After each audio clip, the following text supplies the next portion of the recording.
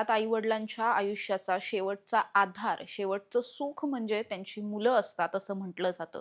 मात्र पुण्यातल्या एका मुलानं आपल्या सुवृद्ध वडिलांना चक्क पेट्रोल टाकून जाळण्याचा प्रयत्न केला आणि या सगळ्याच्या नंतर आता त्यांचं दुर्दैवी निधन सुद्धा झालंय. खरं तर माणुसकीला काळिमा फासणारी ही घटना पुण्यातल्या दांडेकर पूल परिसरामध्ये घडली आहे. नेमकं या प्रकरणात काय काय घडलंय हे आपण जाणून घेणार आहोत. मात्र विशेष म्हणजे या प्रकरणामध्ये इतकं सगळं घडूनही कुटुंबियांकडून तक्रार सुद्धा दाखल केली गेलेली नव्हती. त्यामुळे आता या प्रकरणामध्ये खुद्द पोलिसांनीच तक्रार दाखल केली आहे आणि त्यानंतर हे सगळं प्रकरण उघडकीस आलेलं पाहायला मिळतंय. नमस्कार, मी समृद्धी आणि तुम्ही पाहताय टॉप न्यूज मराठी. ही घटना पुण्यातल्या दांडेकर पूल परिसरामध्ये 7 फेब्रुवारी रोजी घडली. 7 फेब्रुवारीला याच परिसरामध्ये राहणारे रवींद्र भालेराव वय वर्ष 61 होतं, तर दुसरीकडे त्यांचा मुलगा सागर भालेराव ज्याचं वय 27 ते 28 असल्याची माहिती समोर येते. हे दोघेही बाप-लेक गेल्या अनेक वर्षांपासून सुतारकाम करायचे. वेगवेगळ्या परिसरामध्ये जाऊन त्या ठिकाणची सुतारकामं त्यांनी घेतलेली असायची आणि तिथे जाऊन ते दोघेही काम करायचे. मात्र असं सगळं असताना काही वर्षांपूर्वीपासून सागरला दारूचं व्यसन लागलेलं होतं. तो प्रचंड दारू प्यायचा. त्या सगळ्याच्या नंतर कुठेतरी तो सुधारेल म्हणून त्याचं लग्न सुद्धा करून देण्यात आलं. तो विवाहित होता. मात्र असं असून सुद्धा तरीही त्याचा दारूची जी काही सवय होती ती सुटलेली नव्हती. तो प्रचंड दारू प्यायचा आणि दारू प्यायल्याच्या नंतर तो कुटुंबियांना खूप जास्त त्रास देत होता. अगदी या घटनेच्या दिवशी सुद्धा तसंच काहीसं घडलं. 7 फेब्रुवारी रोजी सायंकाळी 5-6 वाजण्याच्या सुमारास दोघेही बाप-लेक हे सुतारकाम संपवून आपल्या घरी परतलेले होते. त्यानंतर पुढच्या काही वेळामध्येच सागर हा दारू पिऊन पुन्हा एकदा घरी आला. घरी आल्याच्या नंतर कुटुंबियांमध्ये अर्थातच वादविवाद झाले. त्याने कुटुंबियांना शिवीगाळ करायला सुरुवात केली. त्यावेळी मात्र त्याच्या वडिलांनी म्हणजेच रवींद्र भालेराव यांनी त्याला समजावण्याचा प्रयत्न केला, शांत होण्याचा प्रयत्न केला. मात्र असं सगळं असताना तो कुठल्याही पद्धतीनं वडिलांचं काहीही ऐकून घेण्याच्या मनस्थितीत नव्हता. तो प्रचंड दारू प्यायलेला होता आणि त्याच रागाच्या भरात वडिलांबरोबर जे काही वाद झालेले होते, त्याच वादाच्या भरामध्ये असं म्हटलं जात आहे, की त्यानं थेटपणे घराच्या बाहेर उभी असलेली त्याची जी दुचाकी होती, या दुचाकीच्या टाकीमधून पेट्रोल काढून आणलं आणि हेच पेट्रोल घरात बसलेल्या वडिलांच्या अंगावरती ओतलं आणि थेटपणे त्यांना जाळण्याचा प्रयत्न केला. पुढच्या काही मिनिटांमध्येच रवींद्र भालेराव हे जीवाच्या आकांताने आरडाओरडा करू लागले आणि त्यानंतर खरं तर शेजारी-पाजारी राहणाऱ्यांना ही गोष्ट कळली.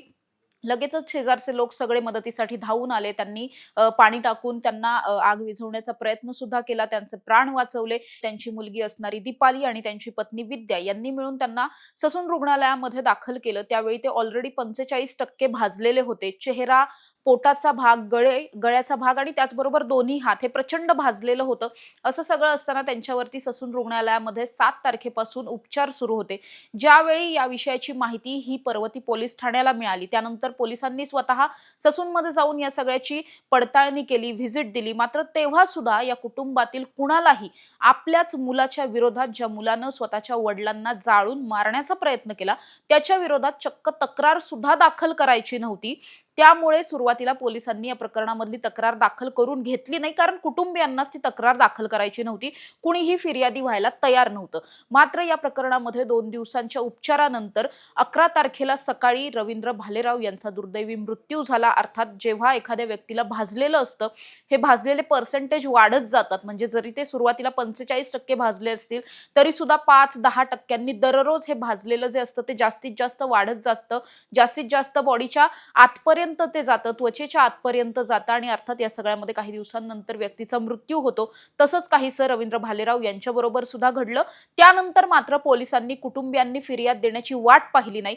खुद्द पर्वती पोलिसांनीच या सगळ्यामध्ये फिर्याद सुद्धा दिली आणि एफ-आय-आर दाखल करून हा जो आरोपी मुलगा आहे सागर भालेराव त्याला आता अटक सुद्धा केलेली आहे. मात्र आपल्याच वडिलांचा इतका निर्दयीपणे खून करणं हे खरंच कुठल्या पातळीवरती मानसिकता ही चाललेली आहे आणि व्यसनांच्या आहारी जाऊन मुलं काय करतात हे खरं तर समाज म्हणून प्रत्येकानं विचार करण्याची गोष्ट झालेली आहे. त्यामुळेच आता या प्रकरणामध्ये जो आरोपी मुलगा आहे त्याला कठोरातली कठोर शिक्षा देण्याची मागणी केली जाते.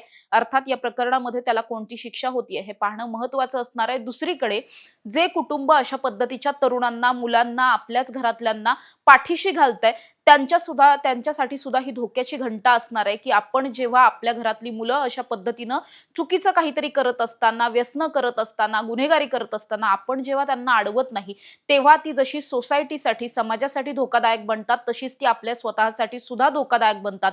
त्यामुळे वेळीच मुलांवरती लक्ष ठेवून त्यांना या सगळ्या गुन्हेगारीच्या किंवा व्यसनांच्या विळख्यातून बाहेर काढणं किती गरजेचं आहे, हे या प्रकरणावरून पुन्हा एकदा स्पष्ट होताना पाहायला मिळतंय.